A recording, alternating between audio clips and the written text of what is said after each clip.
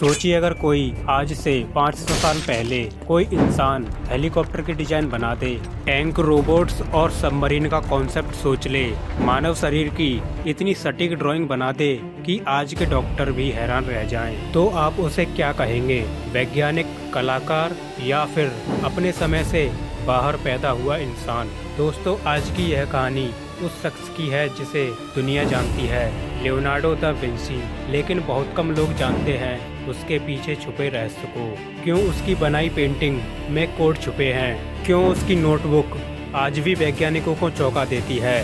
और क्यों कुछ लोग यह मानते हैं कि लियोनार्डो एक टाइम ट्रैवलर था?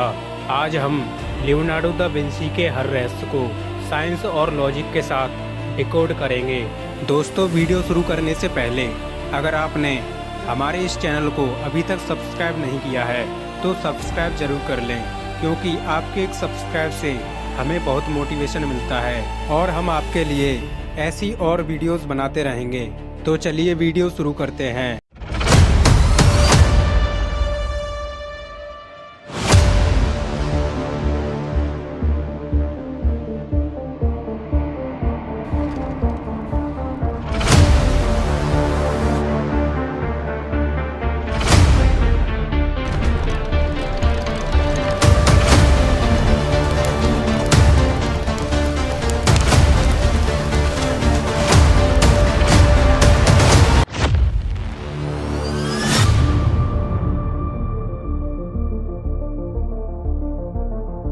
लियोनार्डो का जन्म 15 अप्रैल 1452 में इटली के एक छोटे से गांव विंसी में हुआ था। लेकिन एक शॉकिंग सच ये है कि लियोनार्डो एक इलेजिटिमेट चाइल्ड था, यानी उसके माता पिता शादीशुदा नहीं थे। उस जमाने में ऐसे बच्चों को न शिक्षा मिलती थी न समाज में सम्मान। लेकिन शायद यही कारण था कि लियोनार्डो किसी सिस्टम में फिट नहीं हुआ।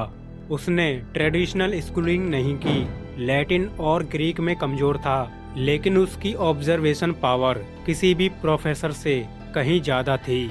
वह सवाल पूछता था, पक्षी कैसे उड़ते हैं? इंसानी शरीर अंदर से कैसा दिखता है? पानी क्यों घूमता है? समय क्या है? ये सवाल एक आर्टिस्ट के नहीं, ये सवाल थे एक साइंटिस्ट के।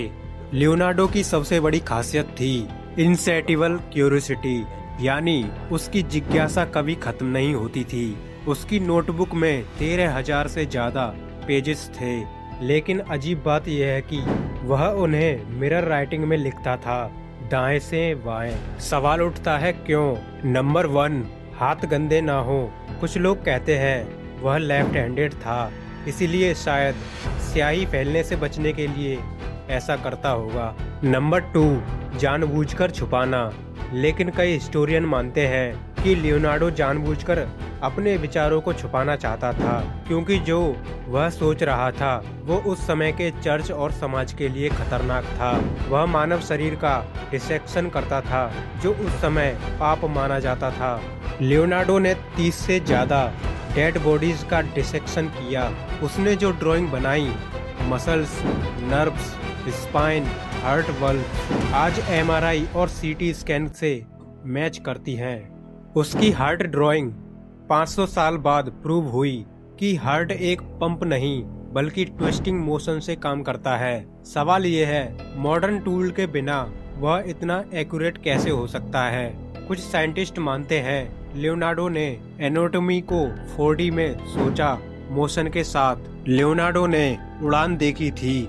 लियोनार्डो की नोटबुक में फ्लाइंग मशीन के स्केचेस मिलते हैं, ornithopter, bird like wings, helicopter types spirals, parachute design. सबसे चौंकाने वाली बात, उसका पैराशूट डिजाइन साल 2000 में टेस्ट किया गया और वो काम भी कर गया। अब सवाल ये है, सन 1450 में कोई इंसान ग्रेविटी, एयर, रेजिस्टेंस, लिफ्ट इतना क्लैरिटी से कैसे समझ सकता है?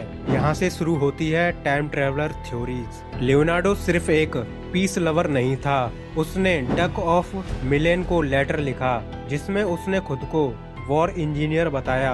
उसके डिजाइन्स में थे armour tanks, giant crossbows, atomic guns, mechanical soldiers. कुछ लोग मानते हैं लियोनार्डो को इंसानी नेचर की डार्कनेस का पूरा अंदाजा था। वह जानता था कि टेक्नोलॉजी से कैसे सभ्यता को बचा भी सकते हैं और खत्म भी। मोनालिसा की स्माइल आज भी दुनिया की सबसे बड़ी मिस्ट्री में से एक है। स्माइल बदलती हुई लगती है, आंखें आपको फॉलो करती हैं, बैकग्राउंड इम्पॉसिबल जियोग्राफी दिखाता है। कुछ रिसर्चर ने दावा किया है कि मोनालिसा की आंखों में माइक्रोस्कोपिक लेटर्स छुपे हैं, LV। क्या यह सच है या सिर्फ एक इमेजिनेशन? लियोनार्डो का फोमेटो टेक्निक मानव दिमाग के परसेप्शन को कंफ्यूज करता है। वह जानता था कि हम जो देखते हैं वो हमेशा सच नहीं होता। द लास्ट सुपर पेंटिंग में जीसस के साथ 12 लोग हैं, लेकिन सवाल उठता है मैरी मैकडेनल थ्योरी और हाथों की पोजीशन। कुछ कॉन्स्पिरेसी थ्योरिस्ट कहते हैं लियोनार्डो ने चर्च की ऑफिशियल स्टोरी को चुपचाप चैलेंज किया, लेकिन सच ये है लियोनार्डो सिंबॉलिक का मास्टर था। वह सवाल पूछता था, जवाब थोपता नहीं था।